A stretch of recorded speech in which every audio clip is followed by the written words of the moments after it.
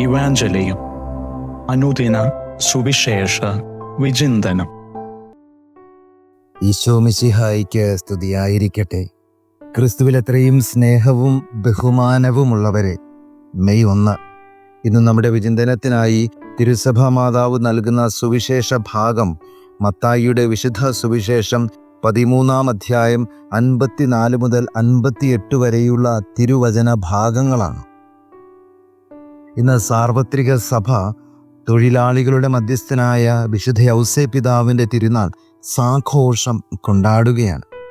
എല്ലാവർക്കും ഈ തിരുനാളിൻ്റെ എല്ലാവിധ നന്മകളും പ്രാർത്ഥനകളും ഒത്തിരി സ്നേഹത്തോടുകൂടെ ആശംസിക്കുന്നു, നേരുന്നു. ഇവൻ ആ തച്ചൻ്റെ മകനല്ലേ? ഇന്നത്തെ സുവിശേഷത്തിൽ പ്രതിധ്വനിക്കുന്ന ശക്തമായ ചോദ്യമാണിത്. തച്ചൻ്റെ മകൻ എന്നാണ് ചുറ്റുമുള്ളവർ അവനെ വിശേഷിപ്പിച്ചത്. ആ പ്രയോഗത്തിൽ ഒരല്പം പരിഹാസത്തിൻ്റെ ചുവയുണ്ട്, അവജ്ഞയുടെ ലാഞ്ചനയുണ്ട്. പക്ഷേ ആ പരിഹാസത്തിൻ്റെ വാക്കുകൾക്കോ തൻ്റെ അപ്പൻ്റെ പേരുപോലും പറഞ്ഞ് വിളിക്കാനാവാത്ത വിധം ഹൃദയകാഠിന്യമുള്ള ജനത്തിനു മുന്നിലോ ആ മകൻ തോറ്റുകൊടുക്കുന്നില്ല. അതുകൊണ്ടാണ് ആ വിളിപ്പേര് സമ്മാനിച്ച ജോലി തന്നെ ഈശോയും അഭിമാനത്തോടെ ഏറ്റെടുക്കുന്നത്. അപ്പനെ പോലെ ഉളി പിടിച്ചും നന്നായി അധ്വാനിച്ചു വിയർത്തും തൻ്റെ ജീവിതത്തെ ഈശോ ഒരു ആഘോഷമായി മാറ്റി. ഓരോ നിമിഷവും വിശ്രമമില്ലാതെ നാടുനീളെ ചുറ്റി സഞ്ചരിച്ച് ഏവർക്കും നന്മകൾ ചെയ്യാൻ അവനെ പ്രാപ്തനാക്കിയതും അപ്പൻ്റെ കയ്യിലെ ഉളിത്തഴമ്പ് തന്നെയായിരിക്കും.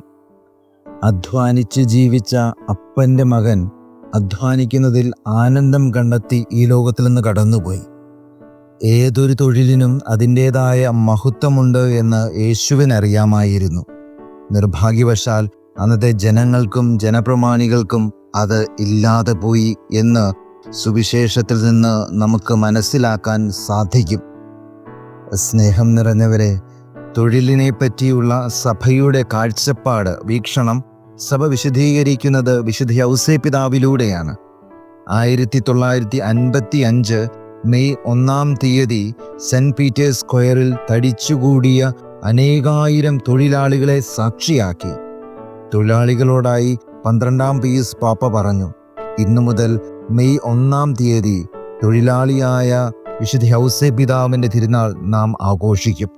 ഒരു നല്ല ഇടയനെ, ഒരു നല്ല സംരക്ഷകനെ, ഒരു പിതാവിനെ ഞാൻ നിങ്ങൾക്ക് നൽകുന്നു. വിശുദ്ധ ഔസേപ്പും തൊഴിലാളി വർഗവും തമ്മിലുള്ള ബന്ധത്തിന് അടിസ്ഥാനപരമായ ഒരു നിർവചനം, വിശദീകരണവും നൽകിയത് 12-ാം പീസ് പാപ്പ തന്നെയാണ്. പരാതിയില്ലാതെ, പരിഭവമില്ലാതെ എന്ത് ജോലിയും ചെയ്യുവാനുള്ള സന്നദ്ധതയാണ് മനുഷ്യന് വേണ്ട ഏറ്റവും സുപ്രധാനമായ ഗുണങ്ങളിലൊന്ന്. ഔസേപ്പിതാവ് എന്ന തച്ചൻ എല്ലാ തൊഴിലാളികൾക്കും മാതൃകയാവുന്നതും ഇവിടെയാണ്. തൻ്റെ ജോലിയെ പരാതിയില്ലാതെ അർപ്പണബോധത്തോടും ആത്മാർത്ഥതയോടും കൂടെ നിർവഹിച്ച ഔസേപ്പിതാവ് തൊഴിലാളികൾക്ക് എന്നും മാതൃകയും തൊഴിലിനെ എങ്ങനെ സമീപിക്കണമെന്ന ആഴമേറിയ ചിന്തയ്ക്കുള്ള ഉത്തരവും നമുക്ക് മുന്നിൽ തുറന്നിടുന്നുണ്ട്. അതുകൊണ്ട് ഇന്നത്തെ ദിനം തൊഴിലാളികളോടുള്ള നമ്മുടെ മനോഭാവത്തെ വിലയിരുത്തുവാൻ ആവശ്യപ്പെടുന്നുണ്ട്. അതോടൊപ്പം എന്ത് മനോഭാവത്തോടെയാണ് തൊഴിലിനെ ഞാൻ സമീപിക്കുന്നത് എന്ന് വിലയിരുത്തുവാനും നമ്മെ നിർബന്ധിക്കുന്നു. എല്ലാ തൊഴിലിൻ്റെയും മഹത്വം തിരിച്ചറിഞ്ഞ് തൊഴിലിടങ്ങളെ പൂജ്യമായി കണ്ട് അധ്വാനത്തിൻ്റെ മേഖലകളെ അനുഗ്രഹത്തിൻ്റെ ഇടങ്ങളാക്കി തീർക്കുവാൻ ഈ തൊഴിലാളി ദിനത്തിൽ, ഔസേപ്പിതാവിൻ്റെ തിരുനാൾ ദിനത്തിൽ നമുക്ക് സാധിക്കട്ടെ. സ്നേഹം നിറഞ്ഞവരെ, വിശുദ്ധ പൗലോസ് അപ്പോസ്തലൻ കൊറിന്തോസുകാർക്ക് എഴുതിയ 1-ാം ലേഖനം അതിൻ്റെ 10-ാം അധ്യായം 31-ാം തിരുവചനത്തിൽ നമ്മൾ പ്രകാരം വായിക്കുന്നുണ്ട്, നിങ്ങൾ ഭക്ഷിക്കുകയോ പാനം ചെയ്യുകയോ മറ്റെന്തെങ്കിലും പ്രവർത്തിക്കുകയോ ചെയ്യുമ്പോൾ അവയെല്ലാം ദൈവമഹത്വത്തിനായി ചെയ്യുവിൻ. ചെയ്യുന്ന ജോലി ദൈവമഹത്വത്തിനായി ചെയ്യുമ്പോൾ അത് എന്തു തരത്തിലുള്ള ജോലിയാണെങ്കിലും അത് ഉന്നതമായ പ്രാർത്ഥനയായി തീരുന്നു. അന്ധമായി ഉരുവിടുന്ന വാക്കുകളല്ല പ്രാർത്ഥന. സത്യസന്ധമായി നാം ചെയ്യുന്ന ഓരോ പ്രവൃത്തിയും യഥാർത്ഥ പ്രാർത്ഥനയാണ് എന്നുകൂടെ നമുക്ക് ധ്യാനിക്കാൻ സാധിക്കും. യൗസേപ്പ് എന്ന തച്ചൻ തൻ്റെ തൊഴിലിനെ ഒരു പ്രാർത്ഥന പോലെ ജീവിതത്തിൻ്റെ ഭാഗമാക്കിയ മനുഷ്യനാണ്.